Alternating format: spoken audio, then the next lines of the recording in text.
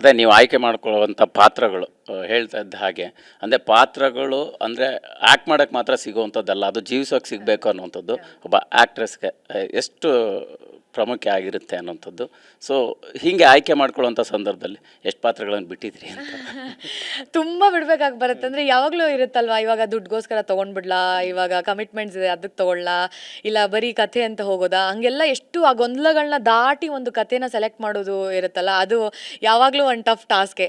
So ಆಗಿರೋ ಟೈಮಲ್ಲಿ ಈ ಥರದ್ದು ಒಂದು ಕಥೆಗಳು ಬಂದಾಗ ಬಿಡಬಾರ್ದು. ಆ್ಯಕ್ಚುಲಿ ಇವಾಗ ಆರ್ಟಿಸ್ಟಿಕ್ ಸ್ಯಾಟಿಸ್ಫ್ಯಾಕ್ಷನ್ ಇವಾಗ ಕೆಲಸದಲ್ಲಿ ನಮಗಿದೆ ಅಲ್ವಾ, ಈ ಪಾತ್ರ ನಿರ್ವಹಿಸಬೇಕು, ಇಲ್ಲ ಈ ಥರದ್ದು ಒಂದು ಸಿನಿಮಾದಲ್ಲಿ ಭಾಗಿಯಾಗಬೇಕು ಅಂತ ಇರೋದನ್ನೇ ನಾವು ನಮ್ಮ ಕೆಲಸದಲ್ಲಿ ಮಾಡಬೇಕಾಗಿರೋದು. ಸೊ ಆ ಥರದ್ದು ಒಂದು ಪಾತ್ರ ಸಿಕ್ಕಿದಾಗ ನಾವು ತೊಗೊಂಡು ಮಾಡಿಬಿಡ್ಬೇಕು. ಬಿಕಾಸ್ ಮುಂದೆ ಯಾವಾಗ ಆ ಥರದ್ದು ಸಿಗತ್ತೋ ಗೊತ್ತಿಲ್ಲ. ಆ ಥರದ ಪಾತ್ರಗಳು ಮತ್ತೆ ಬರದೇ ಇರ್ಬೋದು, ಬಂದ್ರೂ ಹೇಗೆ ಮಾಡ್ತೀವಿ ನಾವು, ಇಲ್ಲ ಈ ಏಜ್ ಕ್ಯಾಟಗರಿಲಿ ನಾವಿಲ್ಲದೆ ಇರ್ಬೋದು. ಇವಾಗ ಸಿಕ್ಕಿರೋದನ್ನ ಹಾಗೆ ಅವಾಗಲೇ ಮಾಡಿದ್ರೇ ಚಂದ ಅಂತ.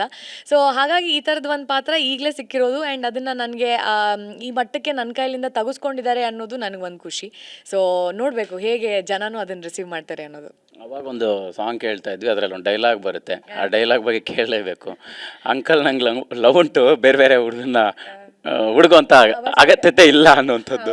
ಸೊ ಅದು ಹೆಂಗೆ ಕನೆಕ್ಟ್ ಆಗುತ್ತೆ ಅಂದರೆ ಅವಳು ಮೋಸ್ಟ್ಲಿ ಅವ್ರ ಮನೇಲಿ ಯಾರೋ ಹುಡುಗನ ಹುಡುಕ್ತಿರ್ತಾರೆ ಅನ್ಸುತ್ತೆ. ಸೊ ಯಾರೋ ಬ್ರೋಕರ್ ಬಂದು ಹೇಳಿದಾಗ ಅವಳ ಕೋಪ ಬಂದ್ಬಿಟ್ಟು ಹೇಳ್ತಾಳೆ, ನೀವೇನು ಹುಡುಕೋ ಅಗತ್ಯ ಇಲ್ಲ, ನಾನು ನೋಡ್ಕೊಳ್ತೀನಿ, ನನ್ನ ಹುಡುಗನ ನಾನು ಹುಡ್ಕೊಳ್ತೀನಿ, ಸೊ ನೀವು ಹೊರಡಿ ಇಲ್ಲಿಂದ ಅಂತ ಹೇಳಿ ಹೊರಡುವಾಗ ಐ ಥಿಂಕ್ ಆ ಸಾಂಗ್ ಸ್ಟಾರ್ಟ್ ಆಗುತ್ತೆ. ಆ್ಯಂಡ್ ಇವಳೊಬ್ಬ ಹುಡುಗನ ಲವ್ ಮಾಡ್ತಿರ್ತಾರೆ, ಮಾಡ್ತಿರ್ತಾಳೆ ಆಲ್ರೆಡಿ, ಅದು ಚೇತು ಆಗಿರ್ತಾನೆ. ಸೊ ಈಗಾಗಲೇ ಕ್ಯಾರೆಕ್ಟರ್ ಇಂಟ್ರಡಕ್ಷನ್ ಎಲ್ಲ ಕೊಟ್ಟಿರ್ತಾರೆ, ನೀವು ನೋಡಿರ್ತೀರ ಟೀಸರ್, ಕ್ಯಾರೆಕ್ಟರ್ ಟೀಸರ್ಸ್ ಎಲ್ಲ. ಸೊ ಚೇತು ಮೇಲೆ ಇವಳಿಗೆ ಲವ್ ಆಗಿರುತ್ತೆ ದೀಕ್ಷಂಗೆ. ಹೇಗೆ ಆ ಲವ್ನ ಅವಳು ಪಡ್ಕೊಳ್ಳಲ್ವಾ ಅನ್ನೋದು ಆಲ್ಸೋ ಕಥೆಯಲ್ಲಿ ಒಂದು ಭಾಗ. ಸೊ ನೋಡಿ, ನಿಮಗೆ ಮಜಾ ಅನ್ಸುತ್ತೆ. ಇದೆಲ್ಲದ್ರ ಜೊತೆಗೆ ನಿಜ ಜೀವನದಲ್ಲೂ ಚೈತ್ರ ಅವರಿಗೆ ಲವ್ ಆಗಿದೆಯಾ? ಹುಡುಗನ ಹುಡುಕೋ ಅಂತ ಅಗತ್ಯತೆ ಇಲ್ವಾ? ಹುಡುಕಿದ್ರೆ ಹೆಂಗಿರ್ಬೇಕು ಅಂತ ಅದಕ್ಕಿನ್ನೂ ಟೈಮ್ ಆಗ್ತಾ ಇಲ್ಲ. ಬಟ್ ಹುಡುಕಿದ್ರೆ ನನ್ನ ವ್ಯಕ್ತಿತ್ವನ, ನನ್ನ ಕೆಲಸಗಳನ್ನ ಅರ್ಥ ಮಾಡ್ಕೊಳ್ಳುವಂಥ ಒಬ್ಬ ಹುಡುಗ ಆಗಿದ್ರೆ ಸಾಕು. ಅದು ಈ ಫೀಲ್ಡ್ ಅವರೇ ಆಗಿರಬೇಕು ಅಂತ ಇಲ್ಲ, ಯಾರಾದರೂ ಪರವಾಗಿಲ್ಲ, ಬಟ್ ಒಳ್ಳೆ ಮನಸ್ಸಿರುವಂಥ ಒಬ್ಬ ಹುಡುಗ.